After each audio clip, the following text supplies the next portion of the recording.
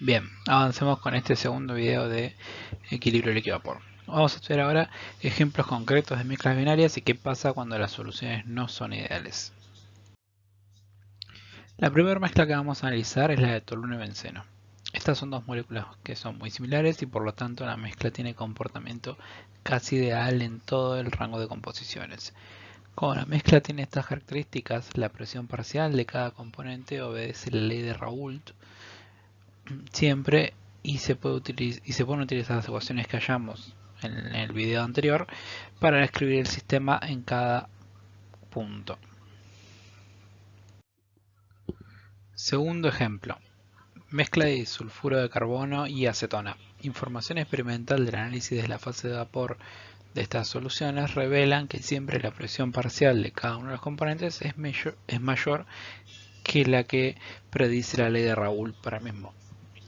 Esto indica que la solución es real, es decir, no obedece a la ley de Raoult. La presión total va a ser la suma de las presiones parciales, eso siempre se va a cumplir, pero cada presión parcial no se puede calcular directamente con la ley de Raoult. El gráfico de presión versus fracción molar de esta mezcla a 35,17 grados centígrados es como el que se ve en la figura. Las líneas punteadas corresponden al sistema ideal con la misma presión de vapor de los puros, mientras que las líneas completas son las que responden a la solución real. La única manera de determinar estas gráficas de solución real es con información experimental. Que la presión de vapor de la solución real sea mayor que el de la solución ideal significa que la mezcla tiene mayor presión de vapor que si se tratase del componente puro. Es decir, en la fase líquida existe repulsión y la mezcla está energéticamente favorecida en la fase gaseosa. Este tipo de desviación se llama desviación positiva. Analicemos la curva de la presión parcial del disulfuro de carbono en esta solución. Cuando la fracción molar tiende a 1, la curva es tangente a la línea que representa la ley de Raoult, es decir, a la de la solución ideal. Por otro lado, en el extremo diluido, cuando x1 tiende a 0, la curva de la presión parcial del disulfuro de carbono es lineal. O sea, esta parte de acá es una recta.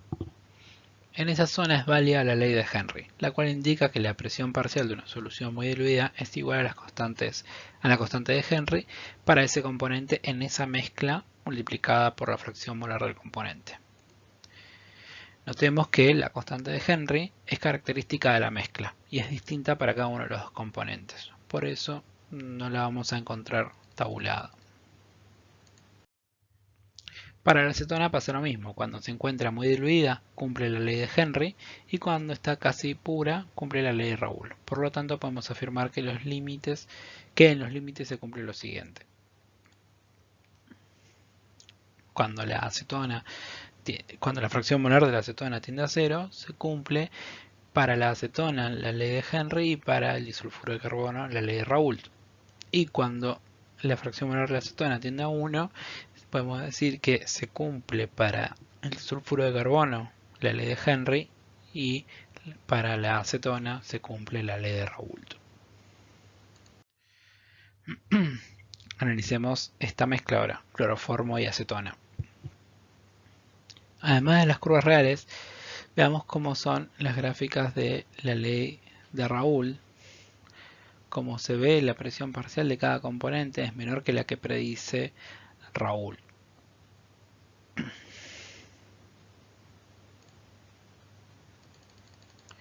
Por otro lado, también podemos graficar Henry haciendo las rectas tangentes desde los extremos diluidos de cada componente. Nuevamente, recordemos en los extremos, el que considera disolvente, el de mayor proporción, sigue la ley de Raoult y el soluto la ley de Henry. Este tipo de solución se dice que es de desviación negativa, es decir, la atracción entre las moléculas de 1 y de 2 es más fuerte que la atracción entre moléculas de 1 y 1 o de 2 y 2. Esta mezcla está favorecida energéticamente en la fase líquida. Por eso su presión es menor que la de la presión si fuese una mezcla ideal. En detalle veamos todos los casos. La línea azul es la que corresponde a la ley de Raoult, la línea del medio. Si la solución presenta esta presión parcial para el componente 1 en todas las composiciones, significa que es ideal. Si la presión parcial de cada componente es mayor que la que indica Raoult, significa que es una solución que presenta desviaciones positivas, como por ejemplo ser la línea roja. Caso contrario, la curva negra, la presión parcial del componente 1 en el vapor es menor que la que predice Raoult. En ese caso son desviaciones negativas. Por último, las líneas de Henry van a estar por encima o por debajo de la presión real en función de si la solución es de desviaciones positivas o negativas. Si bien sabemos que las presiones parciales de los puros se pueden tabular, muchas están ampliamente estudiadas para un gran rango de temperaturas. No se puede hacer lo mismo con las constantes de Henry, ya que dependen de un comportamiento no ideal de la mezcla y que dependen de la mezcla, no solo de un componente. ¿Qué pasa cuando queremos calcular la presión parcial de alguno de los componentes en cualquier composición que no sea la de los extremos? En esta condición no podemos considerar que es válida ni la ley de Raoult ni la ley de Henry. Entonces no podemos calcular de manera analítica con esas ecuaciones. Repasemos un poco lo que vimos en coligativas. Para una solución ideal, el potencial químico sigue la siguiente ecuación. Potencial químico de la solución ideal es igual al potencial químico del solvente puro más RT por el logaritmo natural de la fracción molar del solvente. Esto es cuando solamente el solvente es volátil. Si la solución es real, ahora va a seguir el potencial químico de la solución va a ser igual al potencial químico del solvente puro más RT logaritmo natural, pero ahora de la actividad. Si hacemos la diferencia entre esas dos expresiones, nos queda que es igual a RT logaritmo natural de la actividad sobre la fracción molar. Y vimos que eso es igual a RT logaritmo natural del coeficiente de actividad, gamma. Por lo tanto, si X tiende a 1, es decir, si el solvente está casi puro, la actividad tiende a 1 y por lo tanto el coeficiente de actividad tiende a 1 y por lo tanto el potencial químico de la solución es igual al potencial químico de la solución ideal. Entonces, para una solución donde ambos componentes son volátiles, como vimos antes, el potencial químico de cada componente va a ser como la expresión anterior, es decir, va a depender de la actividad de cada uno de los componentes. Por lo tanto, vamos a poder definir coeficientes de actividad para cada componente que van a depender de la fracción molar de la solución.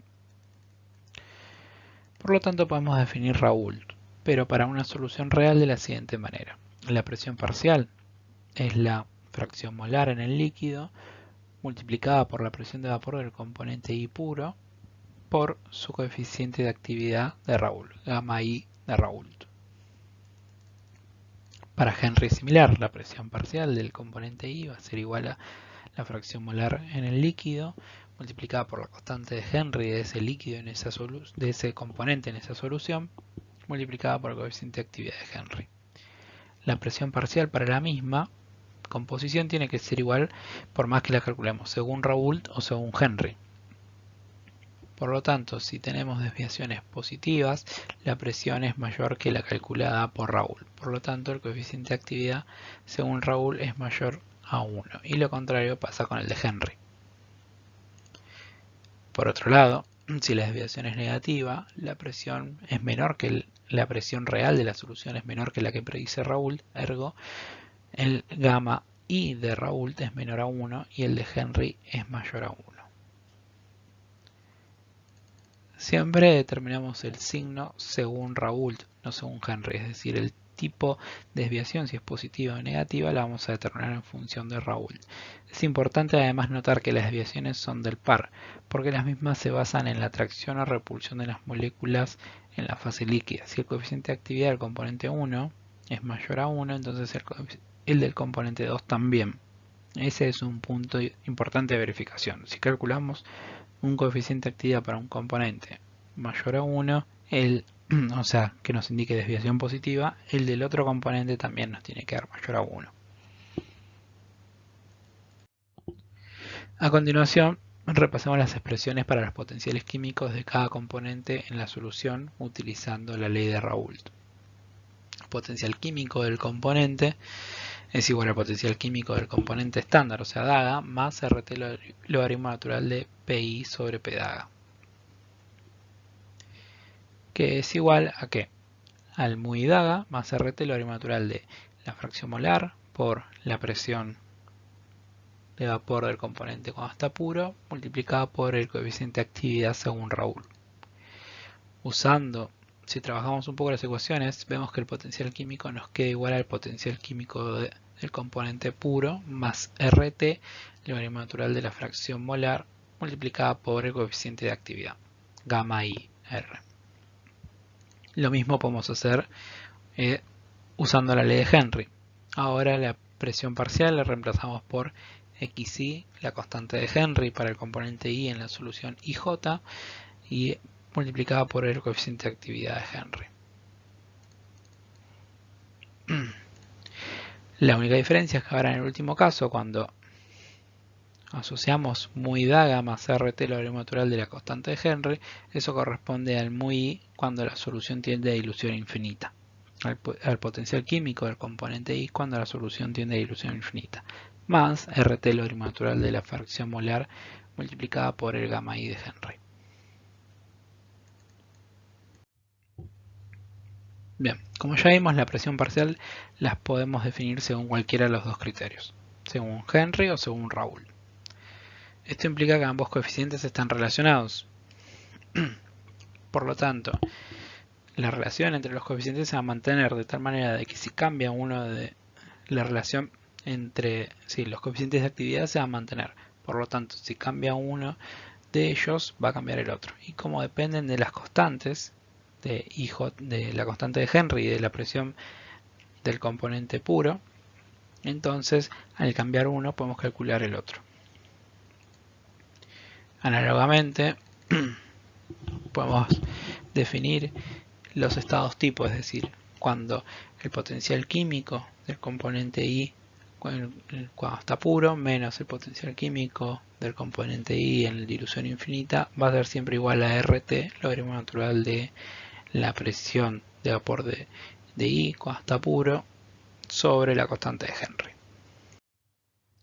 Bien, veamos este gráfico que es muy útil para las desviaciones activas. Es un gráfico de cómo cambian los coeficientes de actividad según la fracción molar.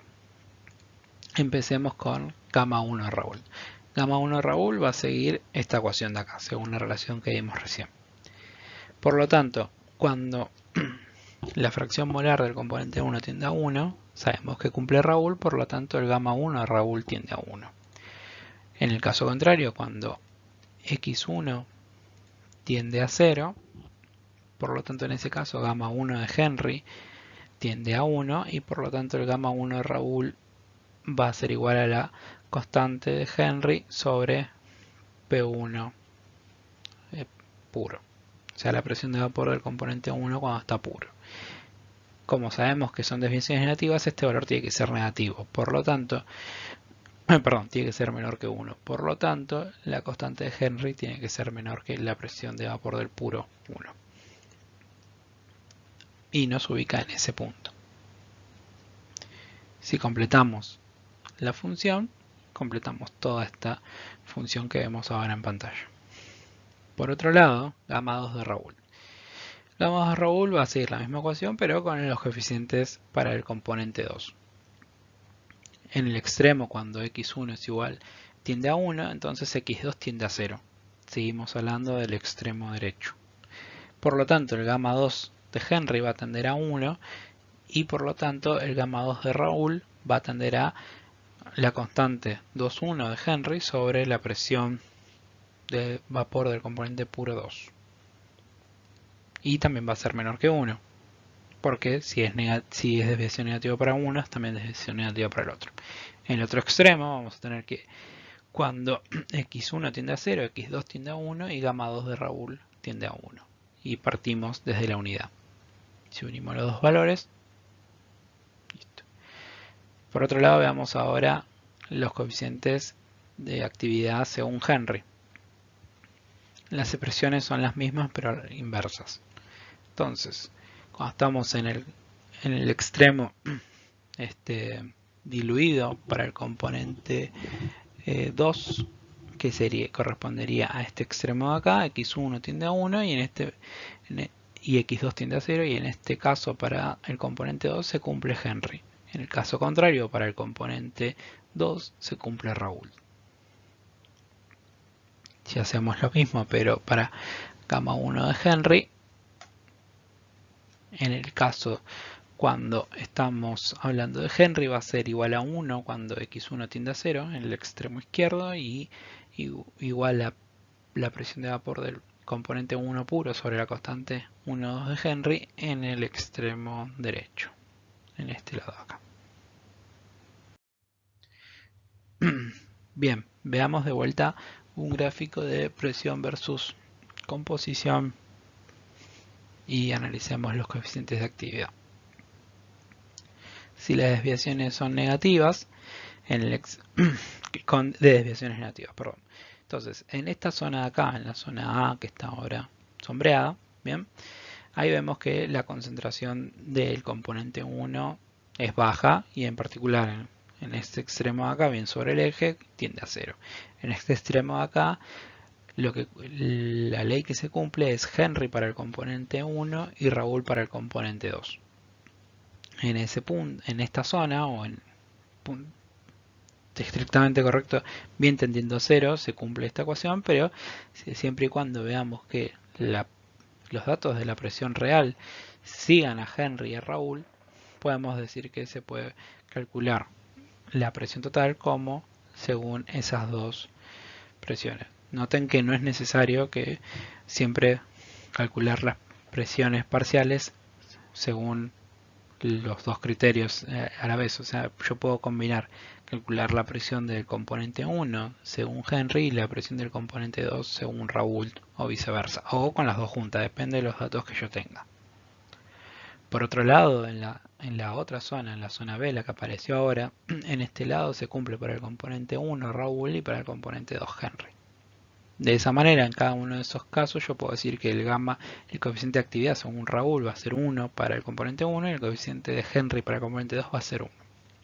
Y de igual manera puedo calcular la presión como dijimos antes. La presión 1 la voy a calcular según Raúl y la presión 2 la voy a calcular según Henry.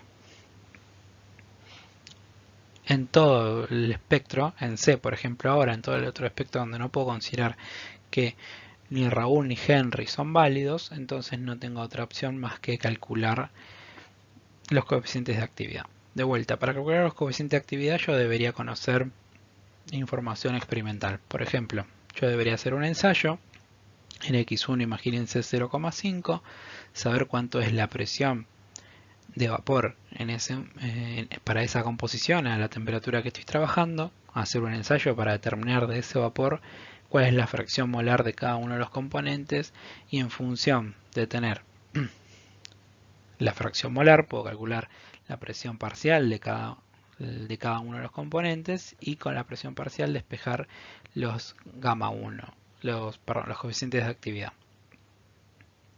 Bien, teniendo los dos coeficientes de actividad puedo recrear la presión. Eso es todo por ahora. Es muy importante que le prestemos atención a estos gráficos, ya que nos van a ayudar a interpretar correctamente los sistemas y son muy útiles a la hora de ahorrarnos tiempo con los cálculos.